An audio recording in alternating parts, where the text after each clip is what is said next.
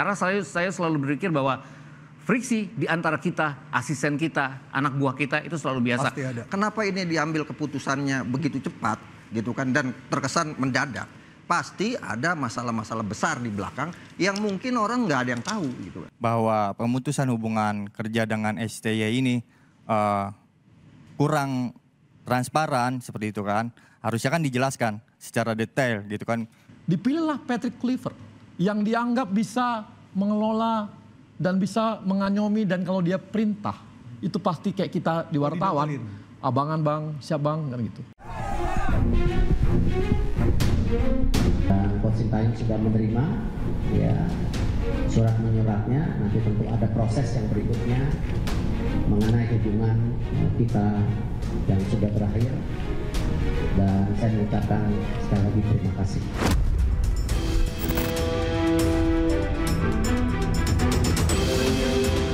Coach Sin menerima keputusan pemutusan hubungan kerja antara PSSI dengan Coach Sintayong, dan Coach Sin mengucapkan terima kasih. Ya, kita serahkan kepada PSSI, dan kita pengen bahwa PSSI ataupun sepak bola kita ke depan lebih maju. Kalau ada yang bilang, wah ini permainan ini, itu mafia apa semua. Aduh, puluhan M. Nggak mungkin lah. Siapa yang mau?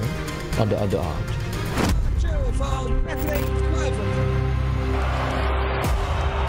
Kluivert. Niet Mane. Er komt Kluivert, geen buitenspel. Kluivert. Schoonheid. Apakah sebagai pemain, Patrick Kluivert sama bagusnya sebagai pelatih itu tidak menjamin sama sekali. Apakah ilmu dia sebagai pemain itu sama dengan ilmu dia sebagai pelatih, itu nggak ada jaminan.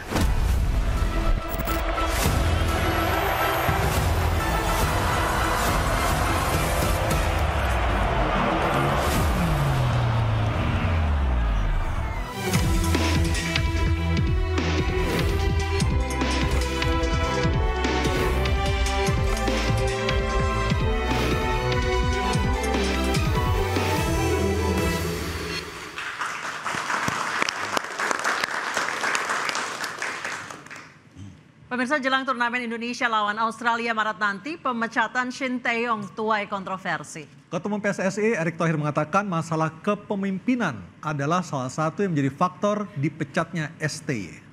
Nah, sebagai pengganti, PSSI resmi tunjuk mantan striker Barcelona Patrick Kluivert jadi pelatih skuad Garuda. Dan pertanyaannya sekarang, apakah Patrick Kluivert akan membawa timnas Indonesia bisa mengukir prestasi baru di kancah internasional? Bersama saya Anesha Dasuki. Dan saya Aryo Ardi. Pemirsa, inilah interupsi STY diganti, prestasi Kluivert dinanti. Untuk membahasnya sudah hadir bersama kami, di sebelah kanan saya ada Effendi Ghazali, pecinta sepak bola. Selamat malam. Selamat malam.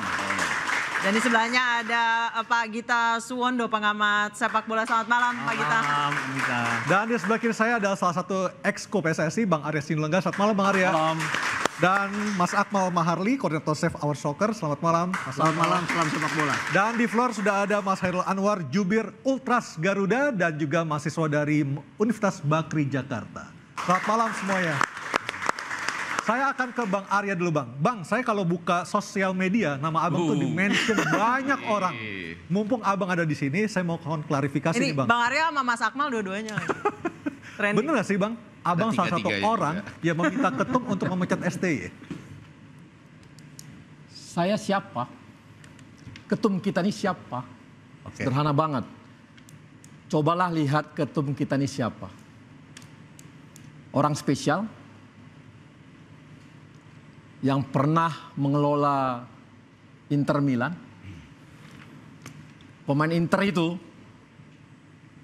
30 pemain setara Serie A, pemain Serie A 90 orang itu. Berapa tahun kan?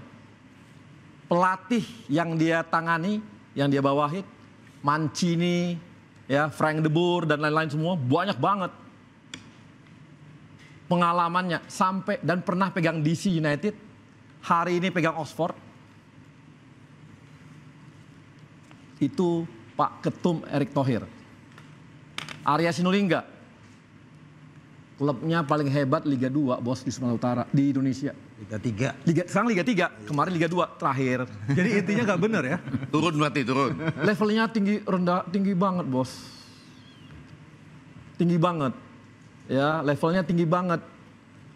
Saya kalau Pak Erik bicara bola, saya cuma ternganga doang. Oke. Karena apa? Pengalaman beliau, penanganan beliau, saya rasa siapa sih yang bisa menekan-nekan ketum? Oke, baik Bang. Satu. Oke. Ntar ya. Dan kembali lagi, selama beliau jadi ketum PSSI, saya udah berkali-kali bilang di mana-mana, tunjukkan satu kebijakan beliau yang salah untuk sepak bola Indonesia. Bang Arya, apakah memang pemecatan ini sesimpel masalah komunikasi karena STY tidak kunjung bisa bahasa Indonesia, dan juga sebelum masalah Cina yang soal pergantian kapten, pergantian pemain? Ya udah nggak mau lagi membahas itu. Tapi pemirsa masih ingin tahu. Enggak lah, udah banyak. Kita ke depan aja. Nggak perlu dibahas lagi mengenai masalah itu. Tapi yang pasti, nah ini kadang-kadang kita ya.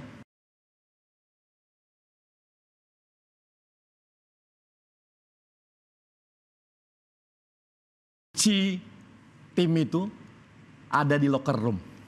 Oke, ruang ganti pemain. Sebentar lu, saya mau jelasin aja. Kunci itu ada di locker room. Ketika tidak terkuasai locker room oleh pelatih atau yang ngelola tim, maka habis, udah kalah, udah pasti kalah, nggak mungkin menang lagi.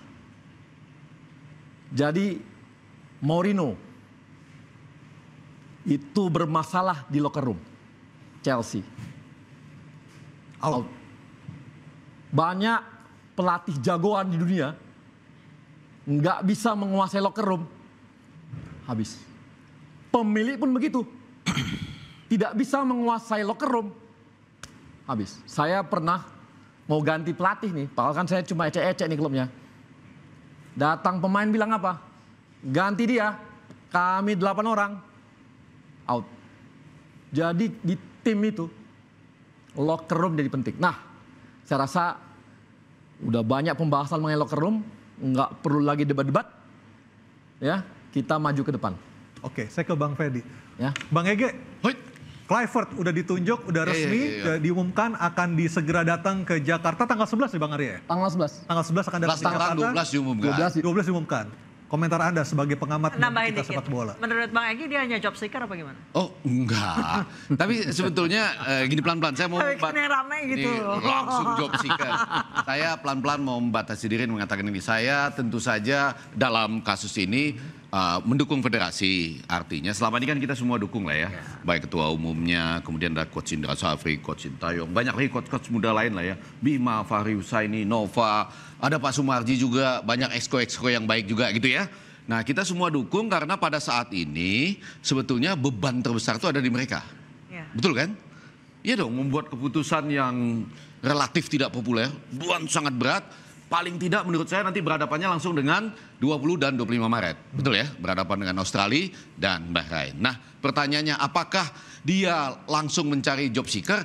Ini pelan-pelan harus dijawab gitu. Yang pertama dicari siapa alternatif terbaik. Ya karena tadi ada masalah komunikasi dan kepemimpinan.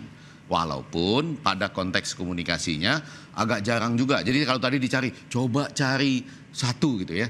Saya ini tentu saja enggak menata klub sampai level dunia, punya pemain-pemain gitu. Tapi saya sudah meliput Piala Dunia sejak 1990 lah. Lumayan lah Pak. Nah, maksud saya kalau dicari satu, maka saya akan jawab agak jarang orang memecat pelatih, jangan memecat, mengganti pelatih habis menang. Oh, habis menang.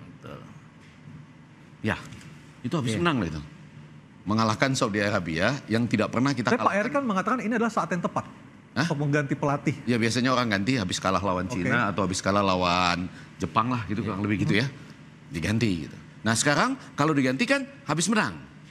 Lebih butuh lagi alasan yang kuat yang tadi disebutkan alasannya komunikasi, kepemimpinan dan locker room. Ya. Nah memang dalam rangka sama-sama bersatu ke depan agak susah menerangkan kan. Locker room itu artinya ini, yang ini artinya ini. Akmal Makhali pernah menjelaskan itu ya. Nah kita nggak mau lagi melihat ke belakang, nggak mau lagi mengatakan bahwa, oh ya Pak Coach Opa atau Coach Sintayong ini persoalannya. Yang mau saya katakan, apakah Patrick Kluivert ini adalah job seeker? Mungkin yang paling tepat itu adalah gini, PSSI Federasi sedang membutuhkan, lalu membidik beberapa orang yang tersedia, yang mau datang pada hari Natal, Patrick Kluivert ini. Ya kan? Antara lain ya, salah satu yang mau datang. Dan datang bersama dengan 2 nama yang menurut saya juga keren ya. Itu ada Alec Pastur sama dan kemudian Daniel Daniel Lanzat ya. Walaupun sebelumnya saya berharap mudah-mudahan Jan van Schip itu bisa dibawa gitu ya. Ternyata Jan van Schipnya enggak. Kalau Van Hal mungkin sudah terlalu agak senior lah ya. Enggak mau gitu. Jadi ini kecocokan aja. Yang satu memang mungkin lagi kosong dan dibidik, dianggap butuh, terutama karena komunikasi tadi. Bayangannya sedikit aja, setengah menit, yaitu bahwa pemain-pemain kita 20% mungkin pemain lokal ya, untuk yang sekarang. 80% abroad. Nanti mereka kapan kumpulnya? Itu 20 Maret pertandingan, kumpulnya 3 atau 4 hari sebelumnya. Mungkin langsung ke Australia.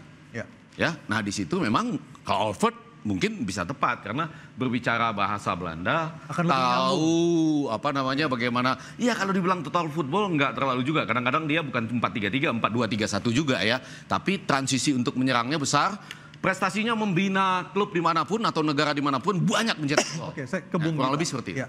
Bung Gita, apakah Bung Gita sebagai orang yang sudah lama melihat dan meliput langsung pertandingan di berbagai negara dan di berbagai timnas, melihat memang ada permasalahan selama ini di locker room PSSI atau timnas? Mungkin lebih bisa melihat yang secara tersirat. Oh ini ahli locker room. Tapi saya nggak ahli locker room.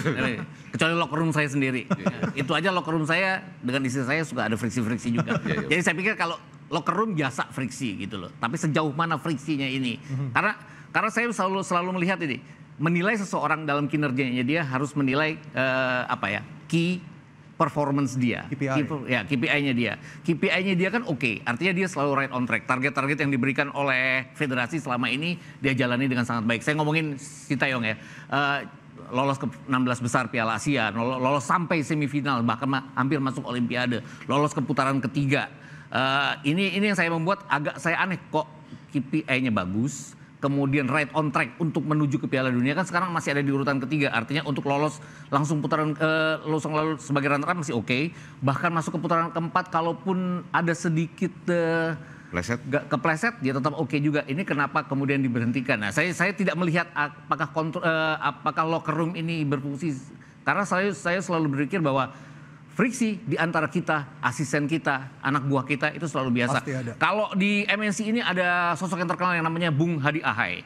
Dulu itu dia asisten saya. Kita berantem. Artinya kata-kataan, maki-makian kita. Kenapa? Karena kinerjanya dia itu tidak sesuai dengan yang saya inginkan. Artinya apa? Dia kadang-kadang deadline baru dia jalani. Tapi sejauh KPI-nya jalan, target ya, nggak ada yang harus saya ya kontraknya akan tetap jalan terus gitu loh. Saya tidak akan memutus kontrak yang sebagai atasannya dia. Demikian juga atasan saya berharap yang sama bahwa kecuali targetnya tidak terpenuhi, kecuali misalnya saya harus sewa satelit, saya tidak sewa satelit kalau saya bekerja di TV, itu kan fatal. Nah itu hal seperti itu kan kalau kita lihat Sintayong sampai sekarang oke. Tapi saya tetap mendukung federasi siapapun yang dipilih karena diberhentikan, diputus kontrak dalam sepak bola itu adalah hal yang lumrah. Biasa. Penggantinya, kalau tadi pertanyaannya adalah gimana penggantinya?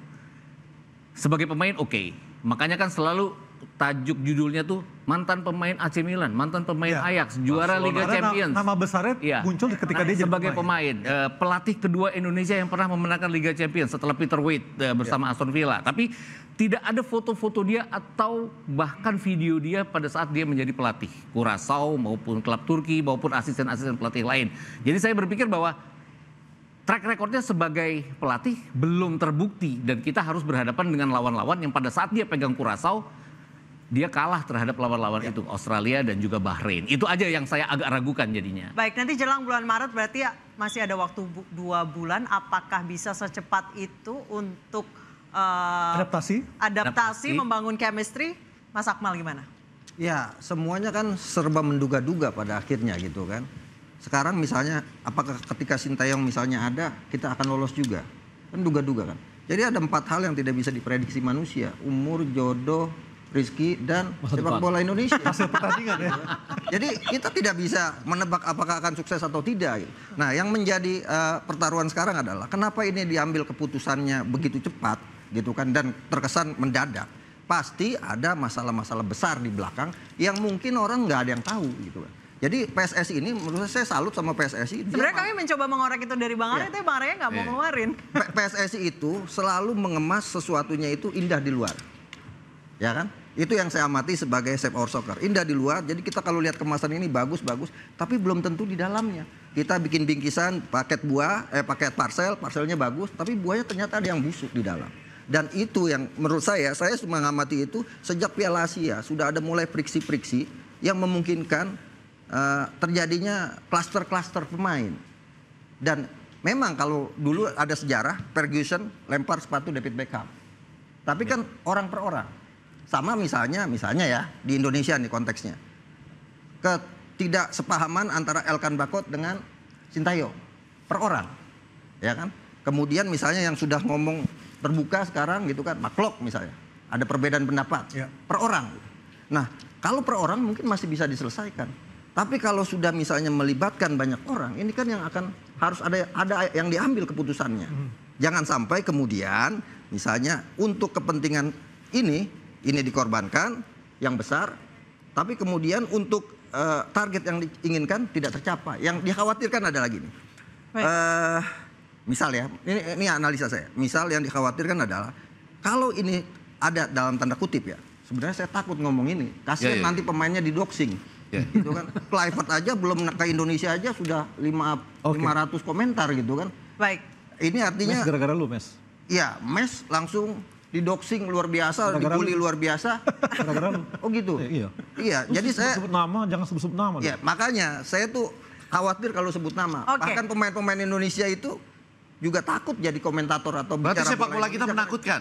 Bukan masalah penakut, budaya sepak bola kita yang udah berubah, Bang. Oke, kita lanjut budaya lagi. sepak bola sekarang kita udah tidak sportif lagi. Jadi menakutkan ya. Nah, yang ingin saya katakan gini, jadi ada masalah besar yang harus dihadapi oleh PSSI. PSSI mau ambil keputusan apa? Ini ada dua masalah besar bertabrakan. Jadi harus diambil masalah yang paling kecil. Oke, baik. Resikonya. Dan resiko yang paling kecil itu adalah menurut saya mengistirahatkan Coach Sintayong. Setelah Tapi misalnya ada haruskah waktu-waktu, mungkin ada waktu-waktu pembenahannya ya dilakukan atau ada komunikasi, tapi komunikasi itu ternyata tidak ada titik temu menurut saya. Oke, menurut Anda jadi pernyataan dari PSSI selama ini sugar coating apakah harus dibuka atau harus dijelaskan kenapa Kluivert? Kita akan tunggu jawabannya. Saya sudah tetap di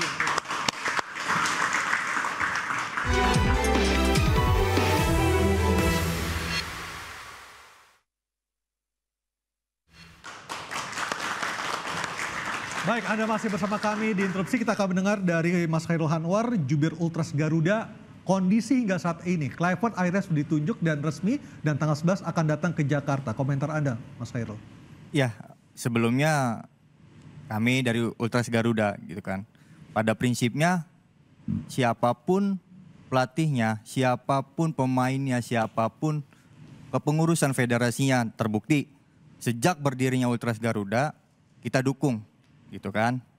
Cuman yang jadi permasalahannya adalah ketika masyarakat menilai bahwa pemutusan hubungan kerja dengan STY ini kurang transparan seperti itu kan. Harusnya kan dijelaskan secara detail gitu kan. Mungkin ada etika yang mesti dijaga yang nggak semua di-share ke publik gitu kan. Tapi menurut saya biarkan itu publik yang menilai seperti itu. Agar kenapa?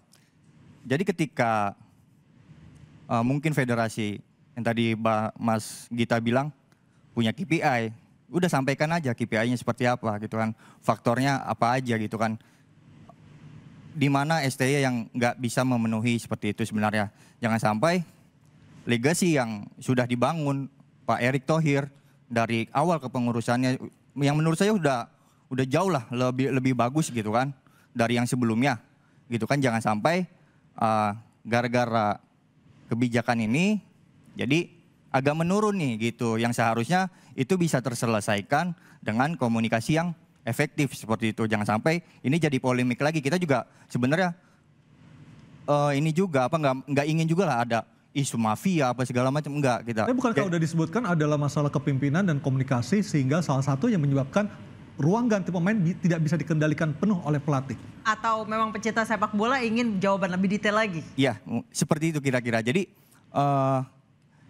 mungkin kita yang di supporter mengerti gitu kan. Tapi kan yang di masyarakat Indonesia yang baru mulai mencintai sepak bola Indonesia khususnya dalam hal ini timnas, itu kan nggak semuanya mengerti. Mungkin ketika di-share ke publik secara resmi dengan statement-statement yang jelas, itu mungkin bisa menghilangkan polemik yang ada.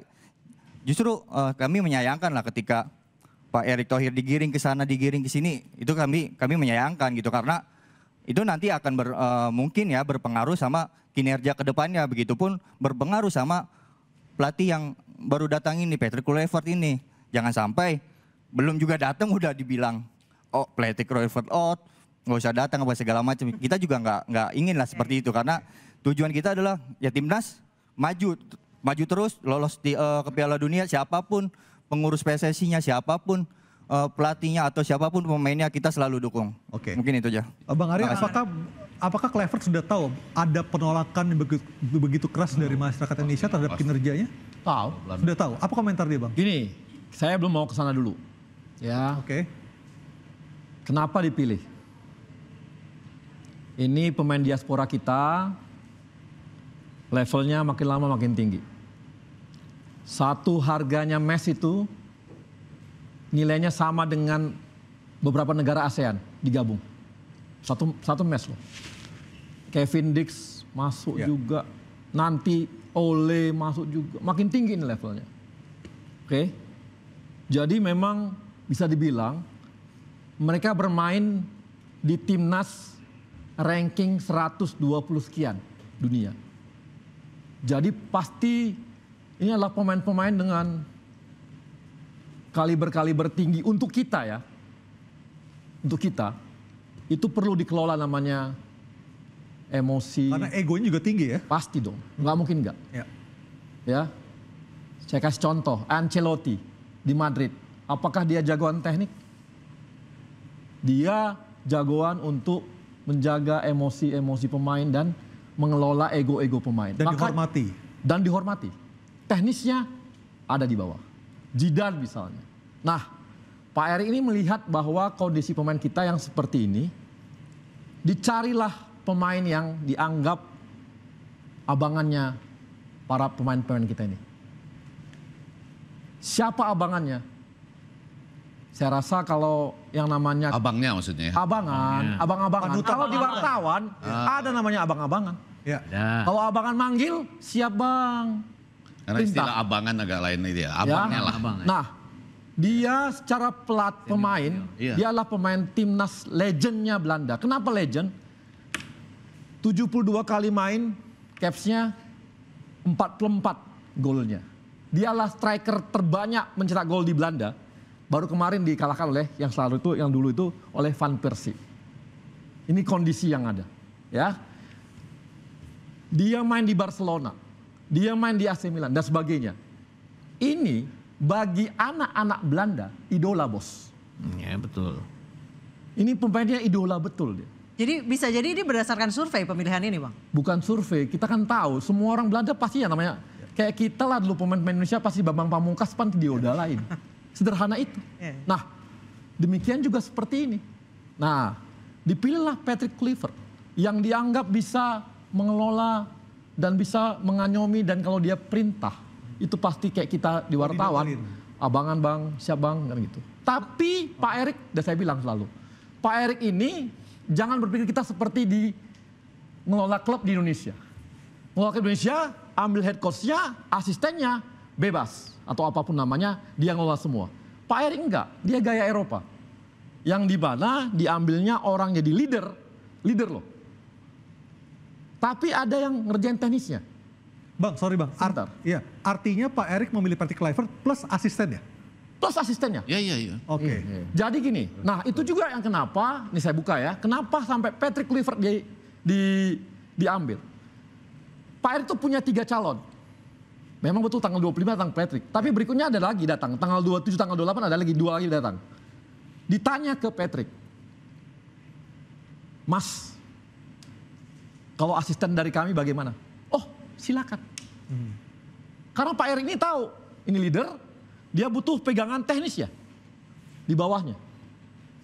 Ditanya lagi yang sebelah, wah maaf, saya kalau datang bawa tim, jangan sentuh itu, misalnya gitu. Ada lagi yang lain, berbagai macam nih. Kan namanya pelatih itu kan punya masing-masing ini. Nah, dia, Pak Erik menawarkan, silakan pilih 3 asisten, bukan 1 ya.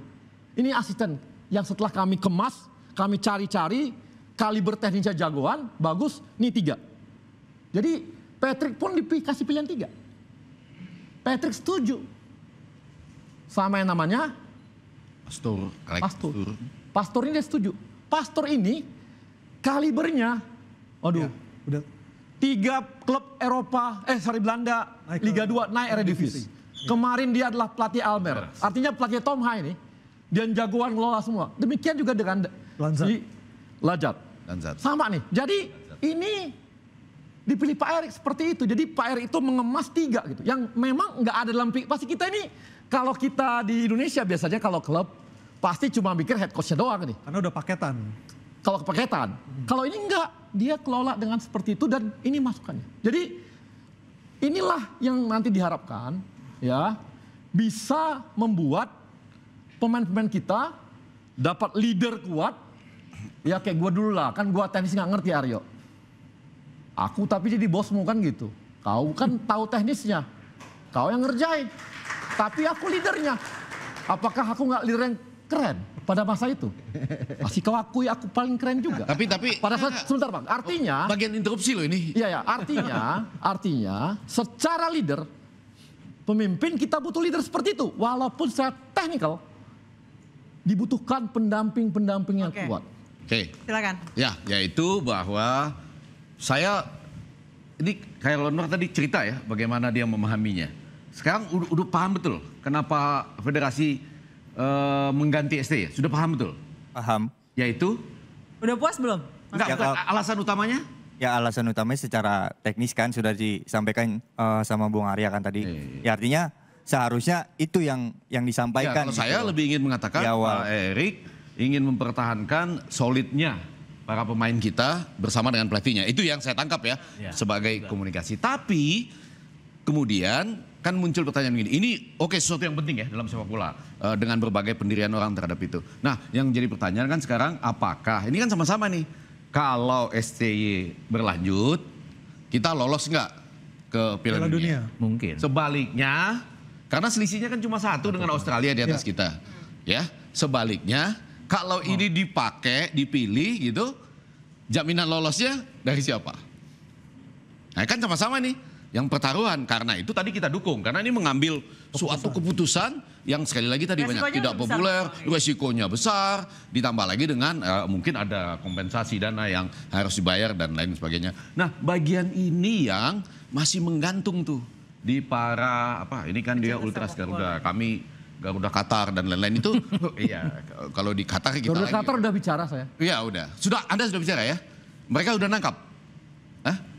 Udah nangkap ya. Ya memang itu bahwa kita ingin pemain itu lebih solid lah dengan pelatih. Kurang lebih seperti itu kan. Enaknya menyatakannya kepada publik. Publik ke depan untuk mencapai target yang diharapkan setinggi-tingginya itu, kita ingin pemain kita lebih solid dengan pelatihnya, tidak hanya di ruang ganti, di lapangan juga, dalam suasana sehari-hari, lagi makan malam juga dan lain sebagainya gitu ya. Nah tetapi selalu masih ada pertanyaan tuh. Apa tuh? Yang jamin siapa nih gitu. Siapa yang bisa jamin, kita akan jawab usai jeda tetap. Nah, iya kan.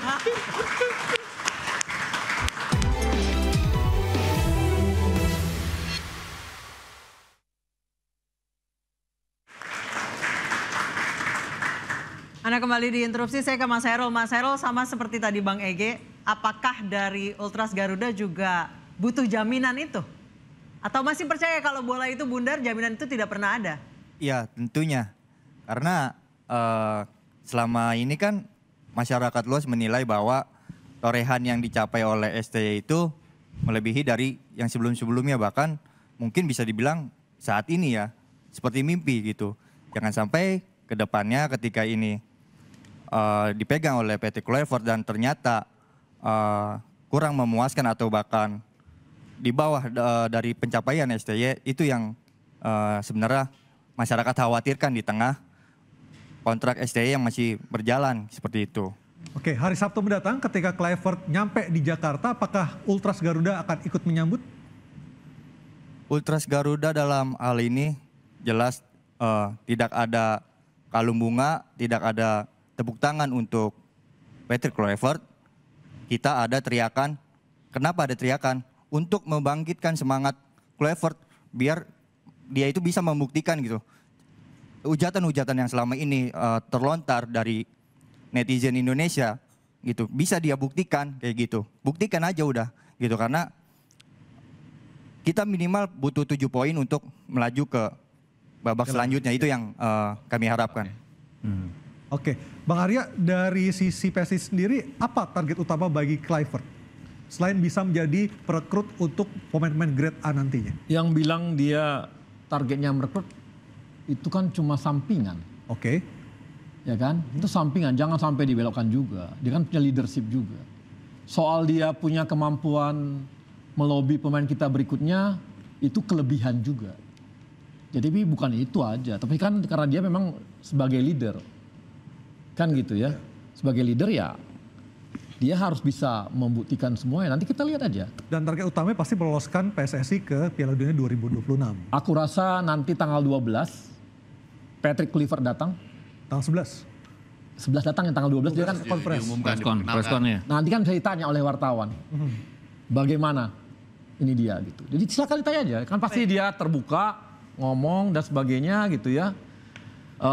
Walaupun udah diserang dan sebagainya, tapi dia kan, Anda tahu dia pemain yang juga di Eropa juga mungkin sesuatu yang dulu mungkin udah pernah juga mengalami seperti itu ketika jadi pemain.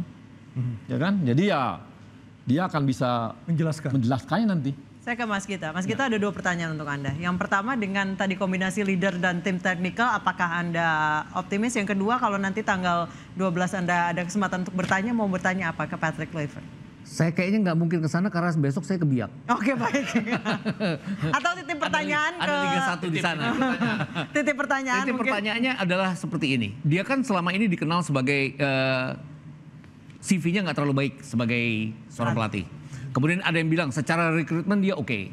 Itu yang Bang Arya bilang bahwa dia bisa mendekati pemain-pemain yang grade A. Walaupun kalau sekarang yang demikian grade A di Belanda diambil, pasti ributnya sama Ronald Koeman sekarang. Karena Ronald Koeman pasti pengen ambil juga buat tim nasional dia. Nah, grade A-nya yang agak sedikit di bawah, kalaupun bisa diambil, itu kan di Curaçao juga sudah dialami bahwa pemain-pemain asal Belanda dibawa ke sana. Tapi pada saat di lapangan kan kita punya 11 pemain atau 23 pemain yang luar biasa. Pada saat kita mentok dengan lawan kita yang bisa lebih bagus dari kita kan harus tactical change. Itu yang saya agak ragu-ragu dia bisa melakukannya. Karena Federasi Sepak Bola Curaçao sendiri juga bilang bahwa secara tactical orang ini tidak terlalu baik. Tadi pertanyaan pertama tadi, apakah dengan tim ini akan bisa dilakukan? Karena kalau kita lihat Alex Pastoor dengan segala macam CV-nya bahwa dia pernah membawa 3 klub dari Eerste Divisie ke Eredivisie. Tapi rekornya di Eredivisie kan juga tidak terlalu kelihatan. Artinya berhadapan dengan lawan-lawan yang setara atau lebih bagus dari dia belum kelihatan. Dan kita bicara Australia, kita bicara Bahrain, kita bicara China, apalagi kita bicara Jepang. Itu kan lebih dari sekedar Eredivisie jadinya. Jadi saya juga belum terlalu yakin. Tapi balik-balik gini, 2019 pada saat Sintayong datang, saya itu waktu itu diwawancara salah satu TV bersama Towel, bersama Yusuf Kurniawan, bersama Anton Sanjoyo, kita sama-sama meragukan STY. Ini rekornya cuma bisa mengalahkan Jerman kok diambil, waktu itu kita bilang gitu. Ya, waktu itu kita dihujat bahwa anti STY ini katanya gitu. Tapi kan along the way bersama proses kita jadi saya sama Yuka jadi percaya bahwa STY bisa berbuat sesuatu gitu loh. Itu yang membuat kenapa saya jadi mempertanyakan kok STY diputus pada saat dia lagi on track. Tapi ya sudahlah, kalau kita bicara keseluruhan ya harusnya tetap mendukung. Tapi emang wartawan emang harus kritis di awal sih. Iya, kritis di awal. Tapi kalau dia udah berhasil ini, persoalannya adalah dia diberi waktu sampai 5 tahun untuk berkembang, untuk mendatangkan beberapa pemain. Ini kan ujiannya hanya 4 pertandingan. Itu yang jadi masalah. 4 pertandingan itu Krusial. hanya dalam waktu 2 pertandingan dalam waktu 2 bulan. Dan butuh 7 poin. 6 poin kalau mau masuk putaran ke-3 dan 4. Ya, tadinya balik-balik lagi bersama STY saya berpikir bahwa akan dapat 6 poin pada saat kita menjamu Bahrain dan menjamu China. Itu yang saya agak kurang yakin sekarang dengan ya dia harus harus bermain, harus mengembangkan tim sejak awal, walaupun tim ini sendiri sudah solid.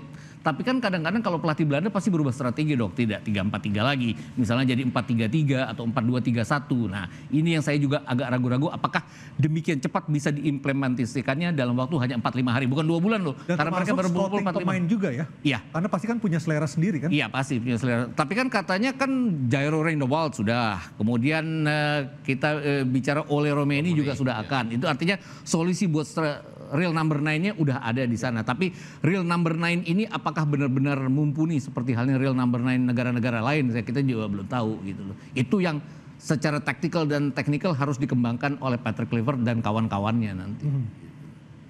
Oke, kita Anissa kalau kita melihat bagaimana nanti Kluivert akan menangani timnas, tentunya ini pertanyaan bagi semua orang ya, termasuk kita sendiri ya. Kita akan melihat seperti apa nanti di hari Sabtu yang tadi Pak Arya menjelaskan, kita bisa bertanya langsung pada dia kira-kira visi dan misi dan juga scoutingnya mau seperti apa. Iya, betul sekali. Kita akan membahasnya usai jeda, tetap bersama kami di Interupsi.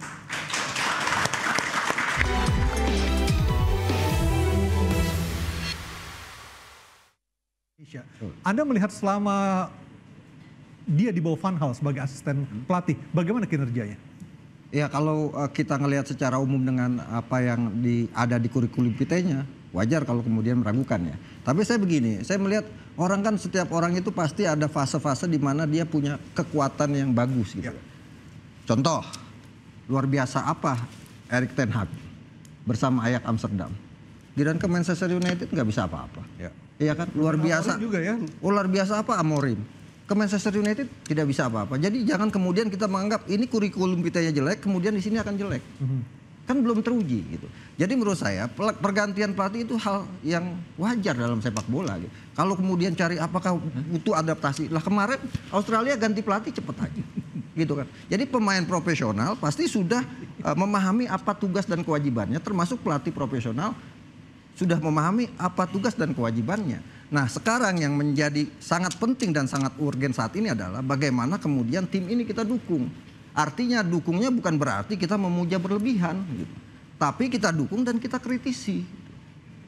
Jangan orang belum bekerja sudah dikritisi kan salah. Sekarang kasih kesempatan itu untuk Kluivert dan timnya untuk membangun sepak bola tim nasional Indonesia menuju harapan yang kita sama-sama harapkan. Tapi permasalahannya nggak ada yang bisa menjamin juga akan sukses gitu. Karena kesuksesan itu hanya bisa dijamin oleh kita semua sebagai bangsa Indonesia. Kalau kita yakin kita bisa sukses. Karena kesuksesan itu dimulai dari keyakinan. Kalau kita sudah ragu dari awal ya sulit gitu kan. Jadi menurut saya sekarang adalah yang penting apa yang sudah sudah ditinggalkan Sintayong yang baik dijaga, dipelihara. Kemudian yang belum baik diperbaiki. Yang saya akan tuntut sama Patrick Kluivert sebagai pribadi, Patrick Kluivert dan timnya harus bisa bahasa Indonesia. Oke. Bang Ege, kalau misalnya tadi berbicara soal kurikulum, kalau Kluivert akankah cocok dengan kurikulum Indonesia kalau misalnya lihat dari track record dia sebagai pelatih ya, bukan untuk sebagai pemain? Indonesianya saya belum tahu, tapi ke instan untuk berbicara dengan tadi katanya adek abang, kemudian ada itu budaya sepak bola. Probabilitasnya tinggi ya. Sepak bola Belanda ya, dalam kebutuhan cuma 3-4 hari ke Australianya dan kemudian balik ke Indonesia lawan Bahrain itu oke. Tapi saya mau bicara yang lain. Sintayong di 2018 Piala Dunia ya. Dia kalah itu 1-2, 1-0 Swedia dan kemudian Meksiko. Tapi menang 2-0 melawan Jerman, tapi sudah nggak punya peluang lagi. Dia kembali ke Korea Selatan itu dilempari juga oleh... Nah yang mau saya katakan gini, kita, ini mungkin orang nggak terlalu memperhatikan atau jangan-jangan ketika saya ngomong ini langsung wow. Nggak apa-apa, wow. Yaitu bahwa ini ada semacam kesalahan menurut saya ya, di mana kita di Indonesia ini membangun sebuah gelembung media sosial yang begitu besar, yang antara lain rentetan peristiwanya ada pemain naturalisasi foto bersama, lalu di DPR ada upacara ini dan segala macam bergembira ria, mungkin nanti media sosialnya besar dan lain-lain sebagainya itu, sampai tidak ada lagi kesempatan untuk menyampaikan, oh yang ini jangan begini gitu. Yang ini jangan begini, ada sebuah gelembung yang besar, kalau itu sudah tercapai, pada titik itu Anda susah mengatakan apapun gitu. Artinya akan memukul Anda. Memuja-muja. Ya. Tidak demikian ketika di Korea Selatan maksud saya. Nah ini berguna karena ke depan kita akan menyambut Patrick Kluivert ini, mudah-mudahan dengan ini kita menerapkan kepada Patrick Kluivert, dan saya rasa demikian budaya Belanda ya. Mungkin di sana biasa aja tuh pemain memberikan masukan kepada pelatih dengan agak langsung. Mungkin berbeda kalau di Inggris dan sebagainya. Maksud saya, ayo gelembung media sosial ini jangan juga dibuat sampai begitu. Harus ada ruang untuk mengkritisi. Iya, selalu kita berikan ruangan untuk mengkritisi, sebagaimana seorang pelatih pasti punya kemampuan yang luar biasa, makanya dia didatangkan ke Indonesia. Tapi pasti ada juga kelemahan-kelemahan nantinya. Ya, pada bagian-bagian tertentu kita ungkapkan juga gitu. Supaya jangan dikultuskan seakan-akan seseorang yang sudah tidak boleh lagi dikritik gitu. Itu kan yang terjadi. Tiba-tiba diganti gitu. Kan orang jadi bingung. Kenapa bisa diganti ya? Selama ini mesra betul kok. Bersama-sama di media sosial, saling peluk, saling senyum, saling foto-foto, semua peristiwanya begitu kok. Satu demi satu dinaturalisasi sampai berapa orang ini gitu. Oke, saya ke Pak Arya. Pak Arya, bagaimana dengan peluang pemain-pemain yang selama ini terpinggirkan? Ada Elkan Bagot, ada Mark Klok, ada Sadil Ramdhani untuk kembali lagi ke timnas di era Kluivert ini? Kembali lagi, kami nggak akan pernah intervensi. Betul. Silakan. Kami hanya bisa mengevaluasi, tapi intervensi enggak. Satu. Yang kedua, apa yang dibutuhkan pelatih, kami support. Semua hal-hal yang memang butuh pelatih, apapun itu, jangan sampai pelatih terganggu untuk hal-hal teknis kecil. Atau manajemen apapun namanya, jangan. Kemudian ketika pelatih butuh pemain tambahan dan sebagainya misalnya, atau apapun caranya, kita carikan. Maksimalkan semua yang ada potensi. Jadi ketika nanti Patrick melihat semua dengan timnya, dengan Pastor dan dengan Lazat itu bisa melihat yang ada, dia butuh apa dan sebagainya, ya kita support. Itulah tugas federasi. Tapi kalau ketika ternyata ada sesuatu, ya kita evaluasi. Itulah tugas kami. Jadi apakah akan dipanggil, apakah akan dibuat begini, itu kan semua dengan skema dan sebagainya itu terserah mereka. Tapi kami akan beritahu konsekuensi juga. Misalnya, ketika nanti misalnya ada beberapa pemain diminta oleh Patrick. Yakin? Yakin. Oke, kita perjuangkan. Masuk, pakai. Jadi jangan disia-siakan juga. Nah, maksud saya seperti itu. Jadi tapi silakan, tetaplah mereka untuk mengakomodir dan semua itu silakan. Kita nggak atur. Tapi jangan pernah minta. Kalau misalnya nanti cuma tidak dipakai. Nggak dipakai. Ya, karena apa? Karena apa? Proses ini bukan proses kita comot orang. Enggak. Prosesnya semua bekerja sama. Pemerintah ini kompaknya bukan main. Pada saat pemerintahan Pak Presiden Jokowi, kompak semua, sampai SK semua, tanda tangan, Perpres apa semua, PP itu semua, tanda tangan semua. Jadi semua ini negaranya terlibat, baru kali ini loh. Sebuah timnas, semuanya terlibat. Jadi sampai presiden terlibat loh. Biasanya kan kalau pelatih kan cuma federasi. ambil klub, ya udah federasi selesai. Enggak. Jadi ini betapa berat hal-hal yang harus dikerjakan. Jadi kalau misalnya menambah pemain pun tolong harus betul-betul karena melibatkan banyak orang yang kami PSSI harus bertanggungjawabkan. Jadi kembali lagi, ini mau habis ya? Udah mau habis. Nah, saya bilang, ayolah, ini timnasnya Indonesia. Kami kerjakan selama ini dengan baik. Kadang-kadang keputusannya sakit. Tidak hanya sakit bagi supporter. Bagi kami pun sakit. Seperti yang kami minta itu. Denda lah, inilah, itu. Sampai saya didoxing apa semua. Enggak apa-apa, sudah selesai. Ayo kita maju ke depan. Aryo.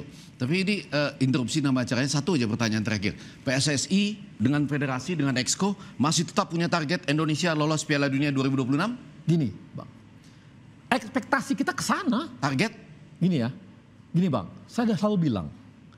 Federasi secara resmi, bukan sekarang. Secara resmi loh. Bukan sekarang. Tapi ekspektasi kita itu memang ke sana arahnya. Semua, kenapa DPR pingin cepat-cepat semua bantuin kita? Ke sana ekspektasinya. Kami pun gila-gilaan.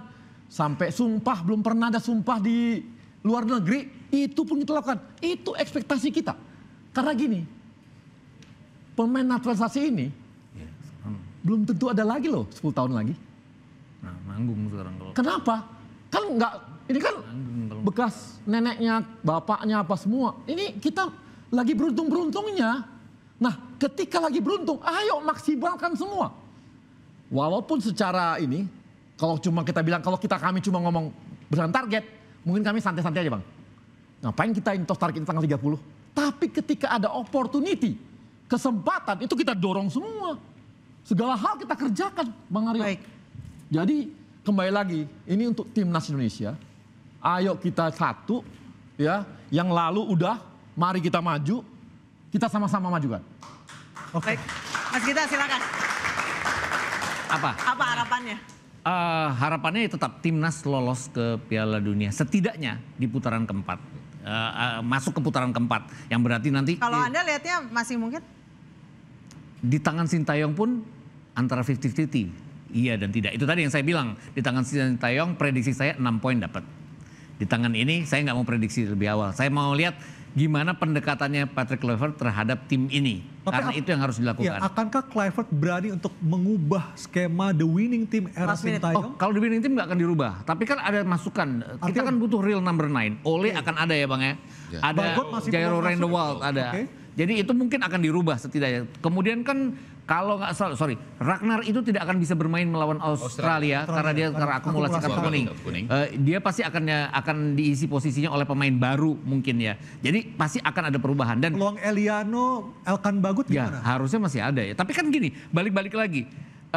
Apakah semua pemain akan dipanggilkan itu hak pelatih lagi, tidak bisa diinterupsi. Contohnya Brazil itu pernah manggil Jorginho Chelsea. Waktu itu dia masih warga negara Brazil. Belum milih Italia. Ya. Dia ada di bangku cadangan, 90 menit nggak dipakai. Mungkin karena dia kesel dia pindah ke Italia. Jadi wajar aja dipanggil tapi nggak dimainkan, itu wajar jadinya. Karena itu hak seorang pelatih. Federasi pun nggak bisa ikut campur bahwa mereka akan, lu harus mainin ini, lu harus mainin ini. Kan nggak boleh. Baik, terakhir Mas Hairul, sebagai masyarakat pecinta bola, ekspektasi terdalamnya apa dari dinamika yang terjadi di almost last minute lah bisa dibilang? Singkat saja ya, Patrick Kluivert dan PSSI nggak ada waktu lagi untuk bulan madu. Langsung buktikan minimal 7 poin karena apa? Karena jika ini gagal, PSSI yang harus bertanggung jawab. Terima kasih. Baik.